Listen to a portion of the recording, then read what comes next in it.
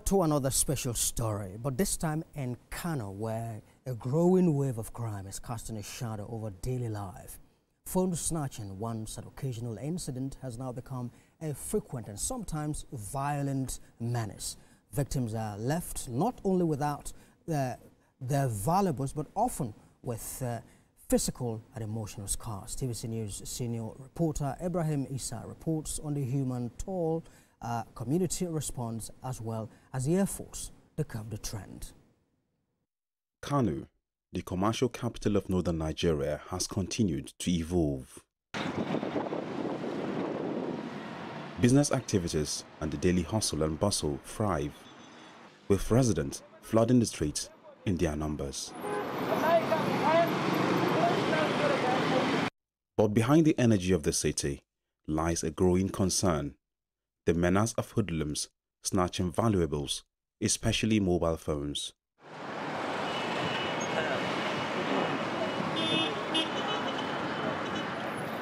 In recent months, the activities of phone snatchers have been on the rise in the mega city.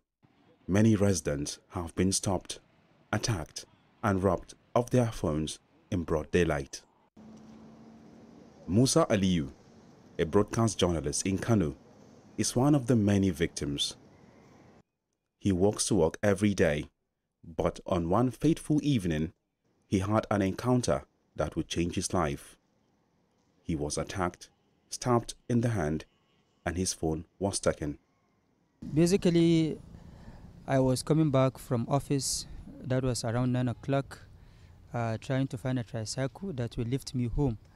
So unfortunately, before I reached to the destination, at a particular junction at Bompai, which is Club Road, so some people from nowhere just attacked me. I just heard the word, if I can recall correctly, saying inaware, which means where is the phone. So before I even act, because my phone is inside my pocket, so they have already put a very sharp and very long knife. The thing that I can easily identify at that particular time, because the place is a little bit darky, so it's just that long knife. So they just stabbed me on my hand and say, where is the phone? So I now have to bring the phone out. They take the phone and I started screaming. So at that particular time, he even tried to come back to stab me on my stomach, but fortunately I ran away. For Musa, the solution lies in tackling the root cause. He believes the scourge can be curbed by creating employment opportunities to restless, idle youth. Yes, absolutely. These young people that they're engaging on this kind of, phone snatching and drug abuse, their age bracket is around 15 to 28, which actually they are young people that have to be productive. But because there is unemployment, massive unemployment, and lack of skills, and then lack of political will from decision makers, I do believe is one of the key factors that is fueling this phone snatching. Now living with the scar and trauma, he has turned his pain into advocacy. Using his platform in the media, Musa runs sensitization programs and has founded Youth Against Phone Snatching, a community group working to reduce the menace. As a development worker and social worker, the word trauma, I'm familiar with it, but never experienced it until now. Because in fact now, whenever I am walking by, especially if it is around 7 p.m., I just feel like somebody is following me, and then like I am, seeing shadow following me back. So basically, after this incident happens, we even formed a group. We name it as Youth Against Phone Snatching in Kano State, YAPS. Garba and Umar are also victims, though their causes are different, as their phones were stolen rather than violently seized. One lost his phone at a busy market, the other while riding in a tricycle. They expressed concern over how many young people now choose crime instead of finding honest ways to eke a living and contribute to society. It was on Wednesday, after the closing hours of the school. I accompanied my friend to Kofogo Market. Then we go there to collect some books. Then when we go to that specific place, I just check my pocket. I didn't see my phone. We called it immediately, my phone number. Then it was switched off. Around 6 to 7 o'clock, I came to enter into Keke Napep tricycle to go to my destination.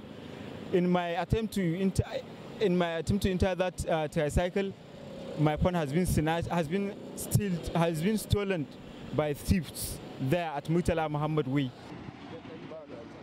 Tricycles have, in many cases, become tools for the crime. Some operators collaborate with phone snatchers, luring unsuspecting passengers. When such criminals are caught, residents have often taken the law into their own hands by burning the tricycles to ashes. The situation is so alarming that the Tricycle Riders Association has formed a special committee.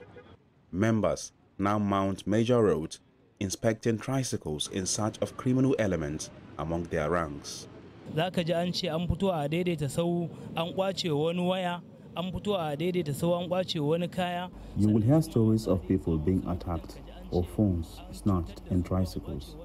Sometimes even our riders become victims. Some lose their tricycles to the thieves. We have received such complaints and it is becoming worrisome. So we are all out to mitigate it. Muka yi nazari akan ya kamata a matsayinmu na shugabanni. I want to use this opportunity to call all the riders in Kano State to behave well, to be in a right order, to follow law and order. A growing number of identified hotspots across Kano metropolis have become particularly dangerous. Areas such as Sheka, Dorayi, Yakasai, Rijiyar Lemo, Kurna, Zango, Zage, Kofar Mata, Dan Agundi, Kofar Ruwa, Jambulo, and the vicinity of Murtala Muhammad Specialist Hospital, among other locations, have been frequently cited in recent reports.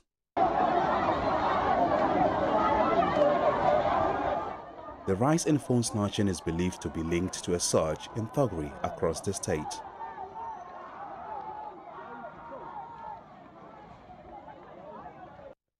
Zainab Nasser, coordinator of the Youth Society for Prevention of Infectious Diseases and Social Vices, YOSPIS, narrowly escaped an attack herself. Her NGO now works closely with victims, providing support and advocacy. You know, a lot of things are going on in Kano State when it comes to the issue of youth restiveness, and the phone snatching and thuggery are the issues at the forefront. So we have been doing a lot actually. We have been working with non-governmental organizations, partners organizations, working with security agencies such as the police and the NDLEA in order to repent and rehabilitate these youth. I escaped an attack. I was thriving and I don't know what happened. I just found myself in the middle of those talks. They were attacking people, snatching phones, attacking young women, attacking young people, and they are even hitting other people's car. In response, the Kano State Police Command launched Operation Kukankura, targeting mobile phone robbery, thuggery, drug abuse, and other social vices across the 8 local government areas. During the ongoing Operation Kukankura, from 17th March 2025 to August, the police arrested 1,979 thugs, recovered 1 AK-47 rifle, 170 live cartridges, 21 live ammunition, and 45 mobile phones, amongst many items. At a recent press briefing, Commissioner of Police Ibrahim Bakuri paraded some of the arrested suspects and recovered items. A total of 98 suspects has been arrested, involved in 21 major cases of armed robbery, thuggery, drug dealing, theft, and fraud.